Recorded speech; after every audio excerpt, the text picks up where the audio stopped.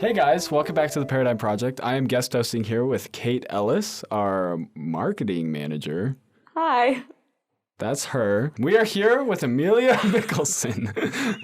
Hi. So, why don't you tell us a little bit about yourself and how you got involved with being on the podcast and just about your life in general? All right, so I'm Amelia Mickelson. I am an alumni. I graduated last year. I got involved with the Paradigm Podcast because on Instagram they were like, hey, listen, we're doing a episode on John Locke and we need an alumni. And I went, ooh, please me. I would like to do that. So I have been here since sophomore year, which is very, very exciting. I was in JSP and I took all the really cool, fun classes with like Cox and DC and DeBono and all those fun, cool people. And yeah, I've just been really excited to get back into helping Paradigm, and hopefully we can keep this going. Sick, yeah. All right. So, today we have a very intriguing topic. Yes, we do. Because it's the Second Treatise on Government, which is basically the influence of America. Yeah, if I'm you almost really going to say think Paradigm's about it. Bible, but that works Paradigm's too. Bible, yes, that is true. But also America's Bible. So true. But also the Bible is America's Bible. It's very true. A lot of Bibles. Anyways, so, I don't know. I was introduced to John Locke specifically my sophomore year. I took Miss Cox's A2 philosophy class, and I was the only sophomore, and I was with a bunch of juniors and seniors, and they were like, all right, morality, government, what is life? And I went, great, so glad I am new to the school and I'm thrown into this. But I remember the first time I was introduced to John Locke, I was like, this guy sounds weird, and I don't get it. What are we talking about? Right. And then Miss Cox was like, he is the greatest. And I was like, I'll take your word for it. And I just studied him a lot. And I was like, oh my gosh, this man's a freaking genius. And then I got really into American history, and I realized that this man basically single-handedly came up with why America is different. Like, he has a huge influence on who we are as people and the kind of culture that was created because of him. So he is very, very important to understand. He's a man that everybody should know, but a lot of people don't know, which is very, very unfortunate because American culture will cease to exist if we don't understand our foundation. Yes. And also, if you don't understand John Locke, then you don't understand your own rights. Therefore, they can be taken away so easily because of your ignorance. So please, for the love, if you ever have a spare minute, just listen to a podcast. Exactly. Or read a 5-minute synopsis. Do something to understand this man more. Also, great resources are also Blackstone's philosophy, Montesquieu, and the Bible. They all kind of helped create the American culture and created the Declaration of Independence and the Constitution and why our government is the way it is. Yeah. All right. Well, I guess we'll just go into it then because it's a lot, and we could talk for a very long time about this. Absolutely, and I think we should. So, John Locke has a lot to say about life, living, and just pursuing happiness. Imagine. Yes. So I'm thinking, because right at the beginning of his book, the Second Treatise of Government, he's talking a lot about natural law. And I want to start comparing his natural law to another fellow's natural law, and his name is Thomas Hobbes, and he was a royalist. He was very in support of monarchy and having a very firm government, and the government should be in complete control over everybody. And if anyone says otherwise, basically, it doesn't matter. Nobody matters. It's just the king, right? And everything like that. So. Makes sense. No, it doesn't. It does, though. I mean. Okay, let's think about this. So we have Locke arguing for, what is his form of government? Very limited government. He's arguing for very limited government. Yeah. It's more of a democracy is not the way to put it. Hold on. Right. It's like a republic, right? If we're going on normal, what most people know as forms of government, it's more republic than democratic. Right. John Locke's entire theory is that men cannot be controlled by design. That's kind of the important thing to understand, is that Locke, first and foremost, in his first treatise, the entire book is basically, listen, this whole idea of divine right of kings is a bunch of horse crap. Right. And how dare you use the Bible to further pursue this thought? And one of his arguments is, you guys are tracing your lineage from Adam. Exactly. And if Adam was the first man on Earth, then we are all descendants of Adam. Right. right. And Yes. it's like, that doesn't like- make any sense. We're like, Right, and like the thing about it is that Hobbes specifically is trying to use this idea of like birthright, as Right. in like there is a noble bloodline that God blessed in order to take care of the rest of the world. yeah. That doesn't make any sense. If God gave you free will, if he gave you the ability to self-govern and to keep yourself alive, it doesn't make sense that he would put somebody in charge to do that for you. Right. It's Which is Locke's entire point. Let's go over to Hobbes's Yes. point, though. Okay. Yes. So, in order to argue these types of governments, like you have to see natural law in a different way, right? course. Like, if we believe that people without government can be good, that's a very Locke idea. Like people figure things out, and it's not that bad. Well, Thomas Hobbes, his idea of natural law is terrible. Like it's full of blood, it's war, it's chaotic. It's We're very killing much- people. There's two sides. It's either men is by nature good or by nature they're bad. It's Right. very Christian. Like your basic Christian is saying like men are born bad, sinners, we're all terrible people. And that's very much Hobbes's perspective on it. Well, I think it's more than that. It's also seeing like people like Genghis Khan and like Right. people who were actually Yeah, like that. no, you know, actually before. awful And I people. mean, that was still a form of government. Like they were It's doing true. their thing. I haven't studied it very much, but there was a lot of killing and like overpowering and all It was that very stuff. It was very chaotic. conquest. Yes. And I think that's what he's seeing. He's like, people are conquesting and all these things.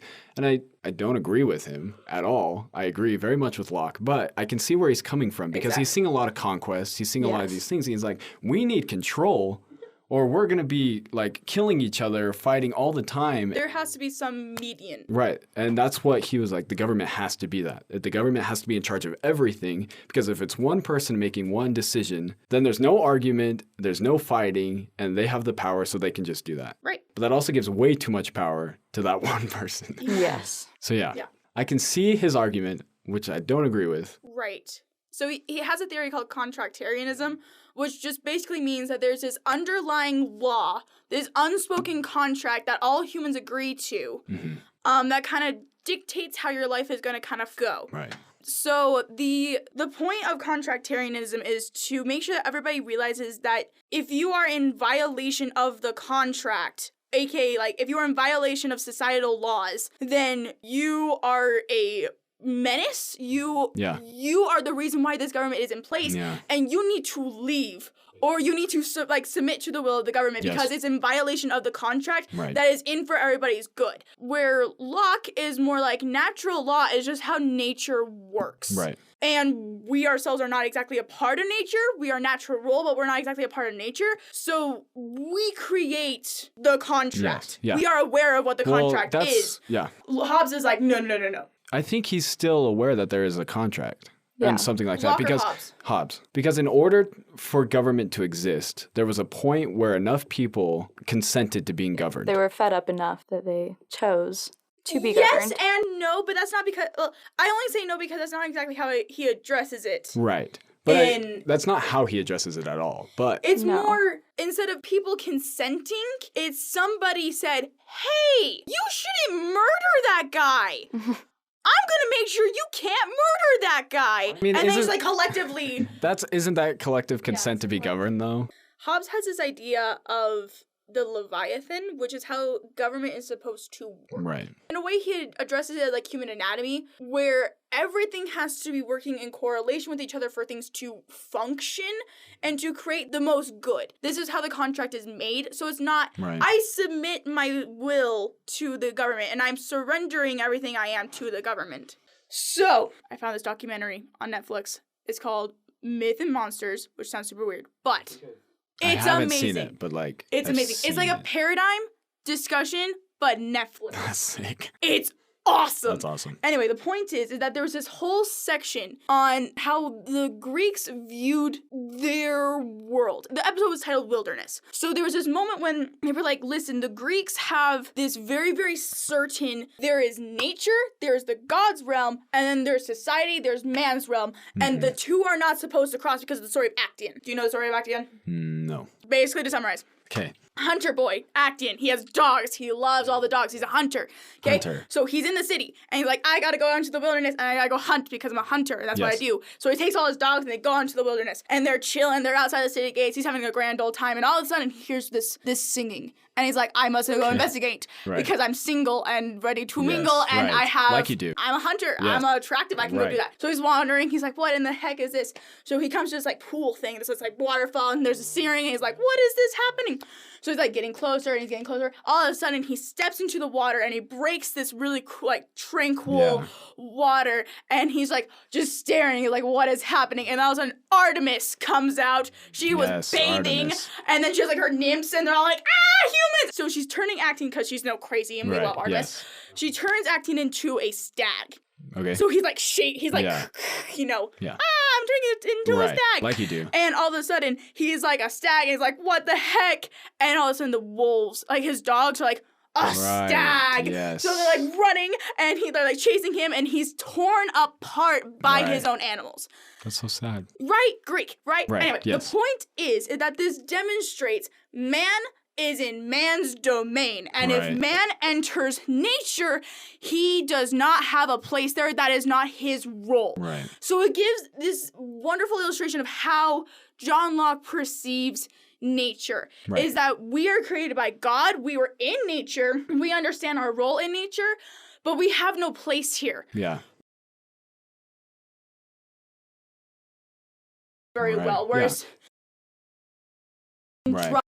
why Yeah. it's absolutes, there's no room for interpretation and how things happen. It's very simple motives that are motivate. Like nature is very simple in Right. motivation. Where man, we are complex. We think about things. We wonder about are there gray areas? What are the gray areas? Let's think Right. about this. We're very complex. We like to think. We like to understand, and nature doesn't help us do that.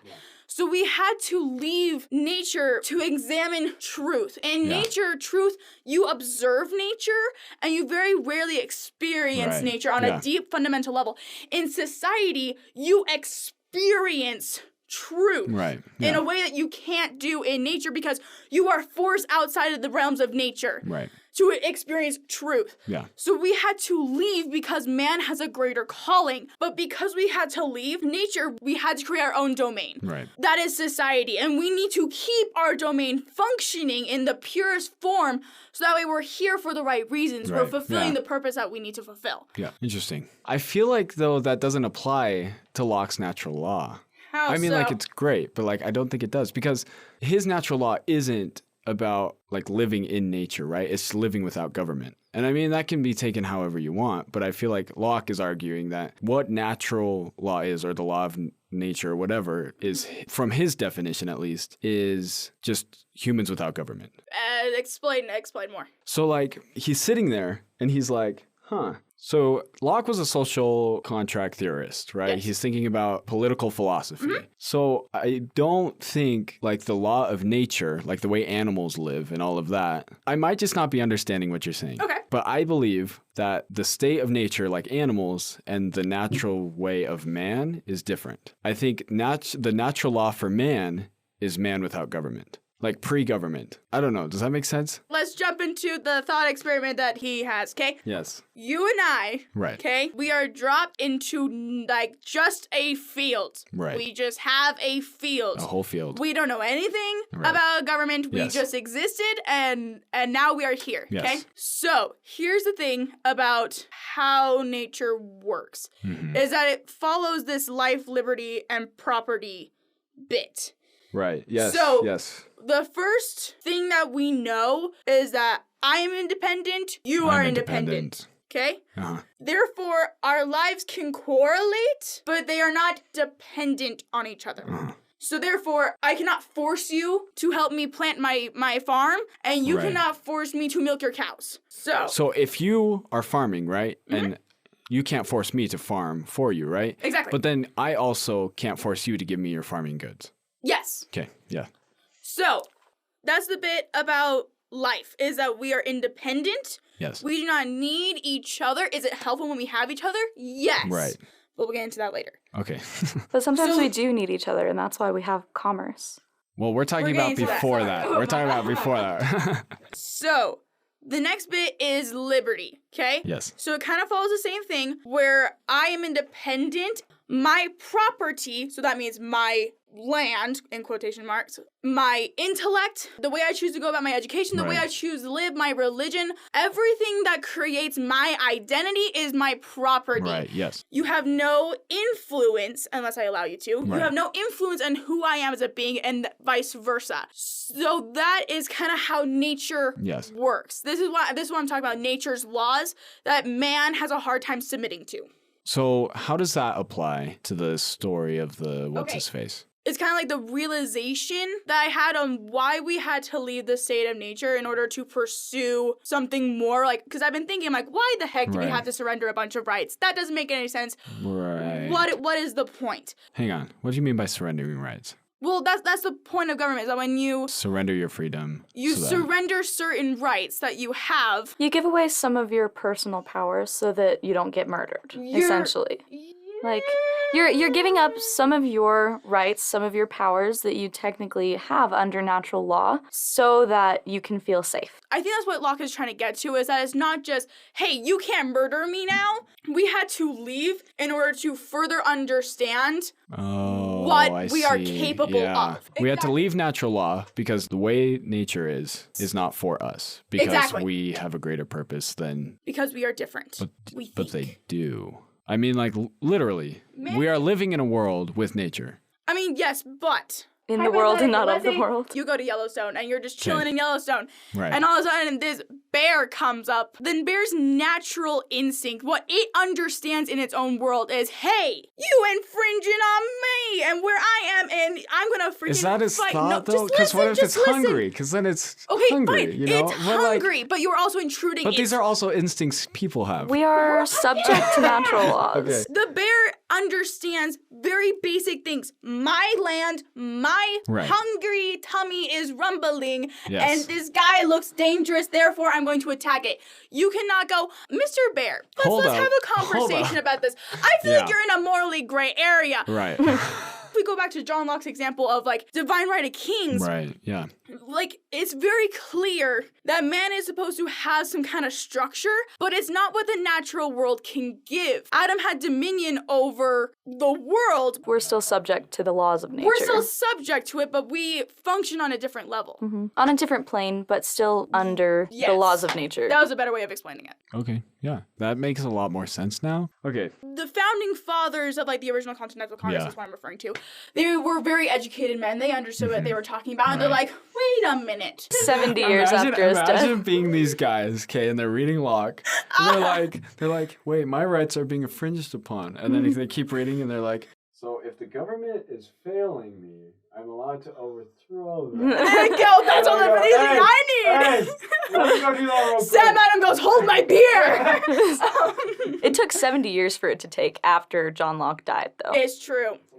Yeah. But that's because we were in a state of absolute fear, because we're like, we're up against the world. Like, most of the time, like, we're like teenagers, we're like, oh, the whole world's against us. No. Right. The whole world was literally against them. us. Yes. And then it just took one, like, crazy guy to But be we like, still won. we did. That's because we're Remarkably. America and we That's have a all that different matters. life. We're just built different. We really are.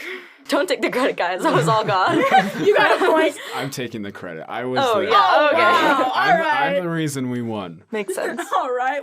Okay, I want to talk more about, like, property itself, because I was really intrigued by just everything he had to say about it. And so I call it the allegory of private property, because it makes sense. You know, it's got vibes like that. But I'm also going to kind of put it into my, like, own words and stuff Please like do that. that. So there's, like, 5 points in the story of private property. You have private property, you have equality, you have individualism, capitalism, and then limited government in natural law.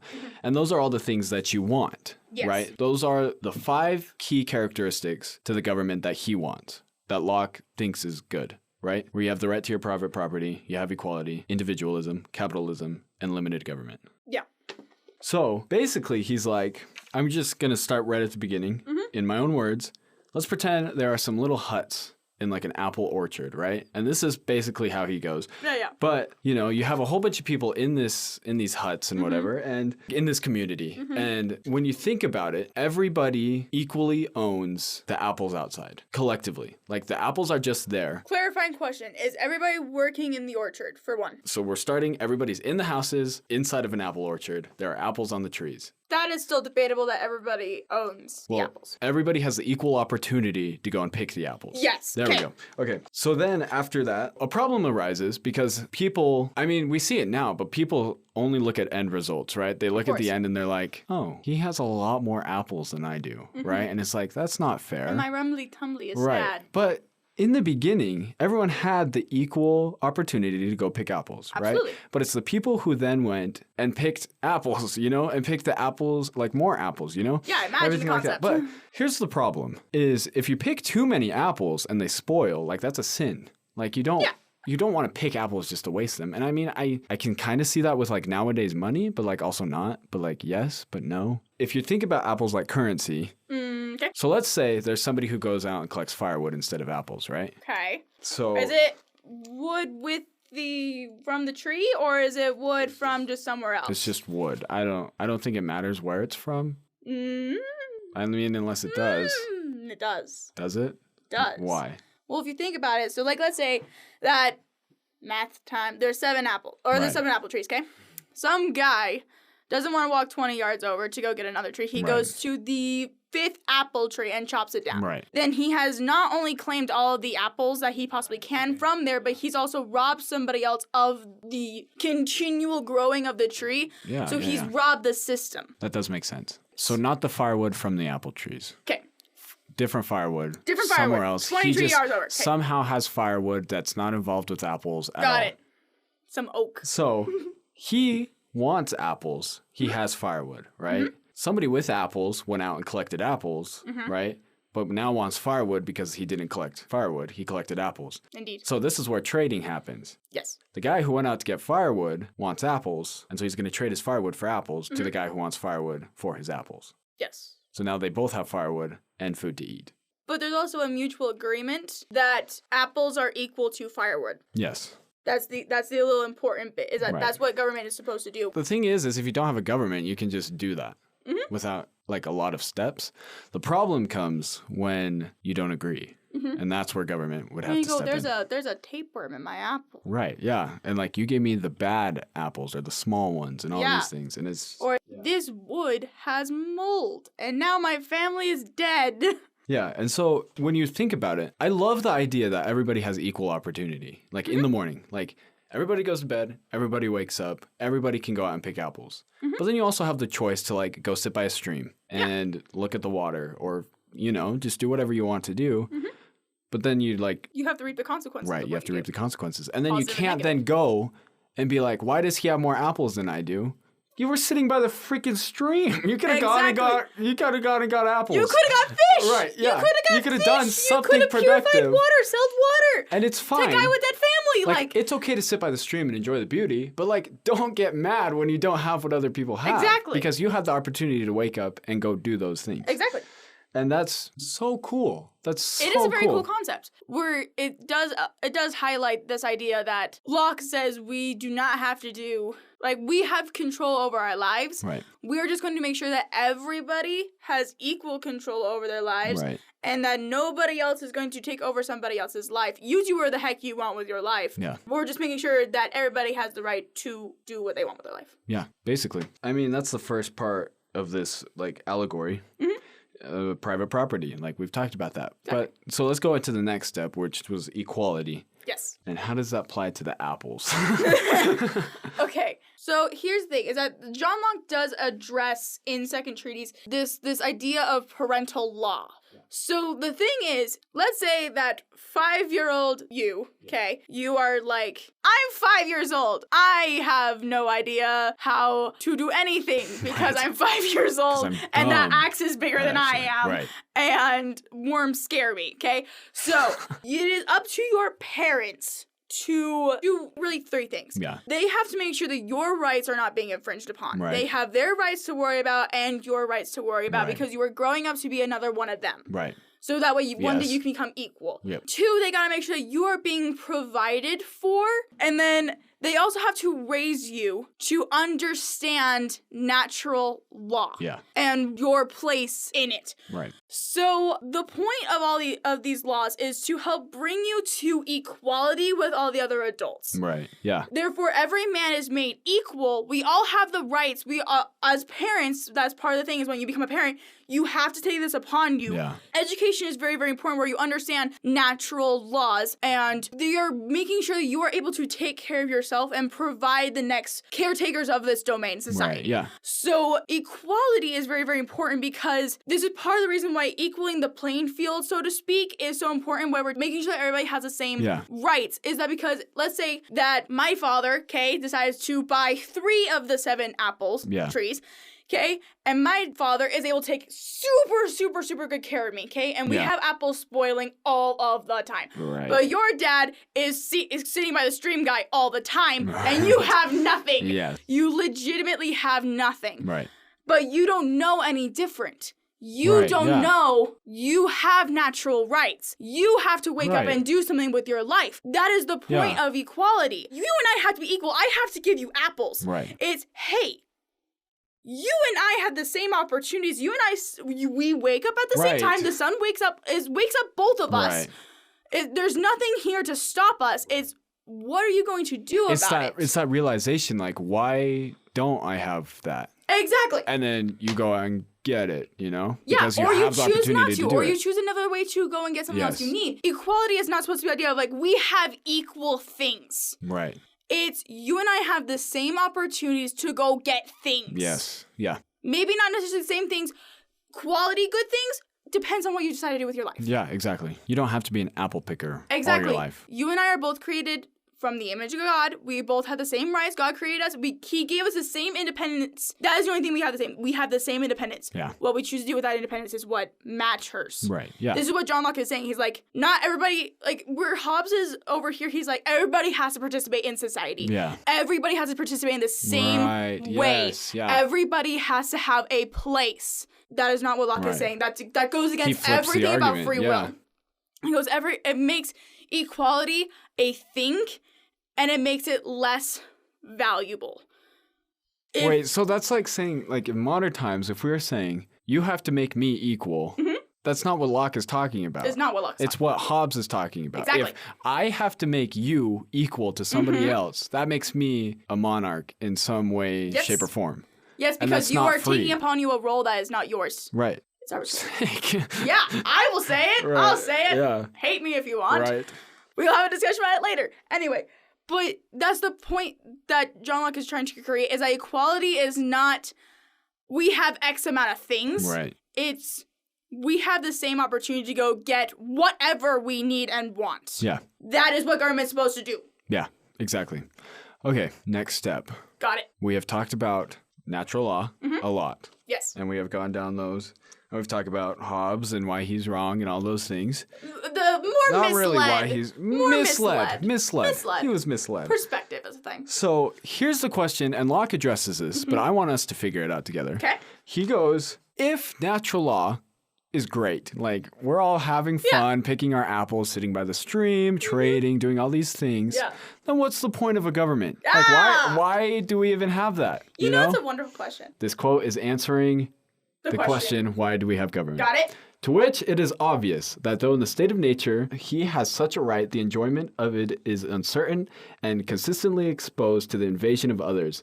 This makes him willing to quit a condition which, however free, is full of fears and continual dangers. And it is not without reason that he is willing to join in society with others for the mutual preservation of their lives, liberties, and estates, which I call by the general name of property. So basically, he's like, it's obvious. People give up their freedom so that they can have their stuff. Well, we give up some freedom. Some freedoms, Not their freedom, but like their freedoms. Yes. Plural, not all of it. Some. Exactly. Yes. Just clarifying. So that Select. they can have, I mean, basically that's saying that the only role of a government is to protect our rights. Yes. And if they are infringing on our rights, Yes. then we can overthrow the government. Yeah, because the entire purpose of government is to protect our rights and our properties. So if they're not doing So if they're not doing their job, then protecting I would like to clarify something. Okay. Yes. Spicy take. Okay. The government is supposed to allow you the right to protect your property. They do not protect your property. Yes. That is yes. your yes. job. So I was talking to some family, and I'm not going to say specifically how the conversation went down because it is very obvious that we would disagree politically, and I would like to be invited to the Christmas party. Like you but do. basically, Christmas is it got nice. to the point where she said something to the effect of, I would give a lot of what I earn in order to have the government protect the rest of it. Okay. What? It had to do with money. Mhm. Okay. And it made me very infuriated on the Right. inside because here's the real tea, sis. All right, so if you work and you work a lot and you deal with stupid people that don't understand things like this, who read Hatchet in the middle school and then never continued, not shouting anybody out, you put up with everyday life and all the complexes of that for what? You get money, currency that you can use to trade, to buy things, to help sustain the world that you want to live in, the environment that you want to live in, right? Yeah. You earn it. Mhm. You earn every last cent of it. Because, gosh dang It's it, all Karen yours. is annoying and she Right. comes into your drive-thru every day and ruins your life. Yes. The point is, sadly. It's your And property sometimes that because you've Karen earned is a it. man. exactly, Yes. it's your property. What you are saying is what I earn, what I do, only matters if I can keep it. Right. Yeah. It is not up to anybody else but you to decide if you want to keep it or not. Right. And by giving that will, that simple little unconscious decision that you made, you are surrendering half of what makes you an individual. Right. You are diminishing your importance in the workforce or in what you do. You are giving away your literal meaning. Mm-hmm. And you Yeah. are giving away the quality of life that you want to live. And for what? For what? So they don't have to worry about it. For a mediocre response. Mediocre. Because it has to be equal. Well, and we're living in a life right now of comfort. Yes. Yes, And the but second things are hard and uncomfortable, we're like, here, take my money, make me. Make me comfortable, Exactly. yes. Mr. Government, please give me what I so desire. That's what they're saying. Give me what I so desire. And they're saying, okay, have a flat screen TV. And then you're wondering why you are depressed all the time. Right. I am sorry, I will say the quality of things. Media in general. Well, Quality it's of not most just media. It's not even what people have to say. It's that what you are getting in response. Let me You're elaborate. not doing anything. Yeah. It's not doing anything, but let's say you have 3 people that are in the exact same boat, they have the exact same mindset. Granted, that's a very hard, anyway. But let's say Right. there's 3 people who are like, yes, I'm willing to give X amount of money that I make in order for the government to make me more comfortable. The government has to take all of that and divide it 3 ways. Right. That sounds. Plus, they Like have to take care of their Yeah. families. They have to take care of their families. They have to make sure that they are meeting the quality of life they want to. Yep. They're gonna be selfish. Of course. They are going to be selfish because you give them your power. Yeah. When people are handed things, they aren't as worried about what they're doing with them. Exactly. If you're just handed something, then you're not going to be worried about what happens to it. If somebody gives me a gift, I'm a lot less likely to take care of it than I would be if I had gone out and worked hard for this gift. Exactly. Yeah. The role of government is not supposed to be your king. It is not supposed to be your landlord. It's not supposed to be your lord in general. The role of government is to it is your guardian, per se, to make sure that what you want to do is what will be done. Right. You are the only one that has the power to make it so. Mm-hmm.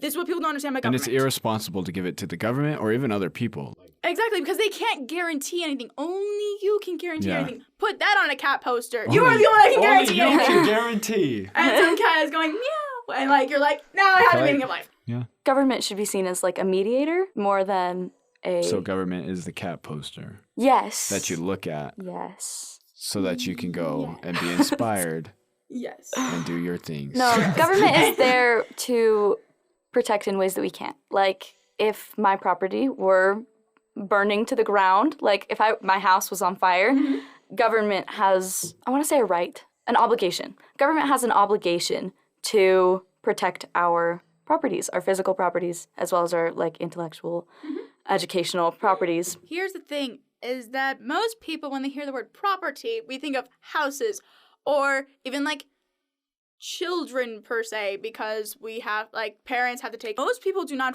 realize that education in itself is a property. And when you give X amount of money to a person who doesn't have your best interest in mind, they're gonna give you a mediocre education. At Hence, best. my coworker who hasn't read anything since the middle school. And Hatchet. And Hatchet of all things. Hatchet's fine. It's I've just read better books. debatable. Anyway, the point is that you're surrendering your ability to think on your own, or to learn how to think on your own, for comfort. And that is an atrocity that needs to change. Good night, amen. Well, and another thing is that's what's so scary about media. Oh, Is because we don't have control over that. We No. can't just get educated and, Well, like it's just also, learn things where from are you media. looking for education? Are you looking at CNN or are you looking at John Locke? Right. Are you looking at the bills that they're passing, or are you just hearing about what people have to say on the radio Exactly. about the Yeah. laws that are being passed? We have this idea that really, butters my biscuit, that they think that, well, this person has a degree. Right. This person went to school. Right. This person spent $1.5 million on a shiny piece of paper that Yep. says, I know things. Yep. Okay? We listen to them because we think that they are well educated. That is the term that a Right. lot of people use. They are well educated. Because they spent a lot of money. And a lot of time. But here's the real thing. By the simplest of definitions as equality, you had the exact same opportunity to Google the new law, okay? Law number whatever. Right. And you had the same opportunity to look at that, read it, and go, boy, I don't understand what that means. And read it over again. Try to understand again. You have the same opportunity to go and ask another educated person, Right. hey, what do you think about this? Right. And they're like, I don't know. Let's look into that. And then you have to follow up. But Yeah. you had the same opportunities. Maybe you didn't have to spend a whole lot of money on it, which is what I'm trying to get to. Anyway, you have the same opportunities. You could be as well educated. Granted, you don't have a shiny piece of paper, but what does that shiny piece of paper actually mean? Are you an actually free, intelligent person who can think on your own? Or do you have a shiny piece of paper that says, I'm free and intelligent, I can think on my own? Essentially, it just says, I spent a lot of money to learn what I learned. Pay me. And then there's the phrase C's You know, get we got a degrees. point. What? There's the phrase C's get degrees. Yeah, exactly. Which is like, I Hey, got hey, the degree, that's but it how doesn't I actually... graduated. We yes, don't that's mess how with I'm that, going to but- graduate. But Exactly. like, if you think about it, that means I'm not putting... I mean, Quality putting is the what quality- matters. I one know. of the classes that I have the best grade in, I've learned the least in, and it's because Exactly. I know how to parrot information. Oh, absolutely. Absolutely. It means Yeah. And it's like, it's The- meaningless. You don't remember it. But the, we also like, next should not hour. leave it in the hands of the government to educate us. That is one of the... that's what propaganda is. And nobody actually realizes that's what propaganda Yeah. is when education is a very moldable and manipulable... That's not a word. Malleable? Thank you! Malleable thing. Education is something that you choose. It is not something that is handed to you. And if you believe that it is handed to you, you are the problem. And we need to sit down, have a nice, lovely little conversation, maybe with some tea or some boba, and let's discuss about this. Because in essence, you are already giving away what makes you an individual and what makes you powerful. Right. For lack of a very cheesy, like, it girl saying, you are the one that has power over what you think. Yeah. And if you hand that over to somebody else who does not have the same idea of quality as you, who does not have the same intentions as you, who does not have the same end goal in mind for you, Right. you've already lost. Yeah. You've already lost. And we need to change that right now. Essentially, government has a role in our day-to-day lives. Government is important, it's necessary, but the way that we do government needs to be different than is conventional or than is expected. Conventional government, the most popular forms of government, generally speaking, have one head and maybe some people communicating with the people. But our government is a little bit different, as we know. We've got lots of representatives and lots of people keeping our heads of government, you could say, in check, which is what we need. We have far more limited government than most places in the world, but it's still not as limited as it should be. I personally think that there are a lot of things that we could change about our government and about the way that we run things, and ways that we could reduce government and cut back on some very silly laws that have absolutely no right to exist. But essentially that's what John Locke is saying. He's saying that government should be kept small, should be kept minimalist, and is only there for the people. So as soon as it starts infringing upon the rights of the people, the government needs to be removed or reevaluated at the very least. Yeah, that's what I've learned. Every episode, we typically have a challenge and a takeaway from our discussion that we had. So Amelia, if you could give us our challenge and a takeaway that you've got from what we've talked about today for our listeners, what do you think that would be? What the world really needs right now is for you to take some pride in yourself and your ability to create your environment. So what I'm going to challenge you guys to do is to have a discussion with yourself and have a discussion with people that you genuinely find intelligent and have a different perspective, most importantly. And that doesn't just mean political or religious or just they have a different perspective than you. Ask them what they think, but ask them specifically what is creating the narrative of our world. Your environment, your perspective, what is creating the narrative. And if we keep talking, then eventually people are going to have to listen to us. Yeah. And regardless of what they do, regardless of what they say, it is your responsibility to realize that you are the only one that can mold your environment for better or for worse. And that's a lot of responsibility, and I'm really sorry to put that on you guys, but our world needs it. Please ask yourself, what is the narrative? And if it's scary, great, you're getting somewhere. Do not be afraid of it. We are the only ones that can change it. So please, please, please, please talk to somebody about what they define as the narrative of America, and let's create a conversation. If it's a little bit messy and your feelings are hurt in the beginning, I apologize, but this is what's necessary.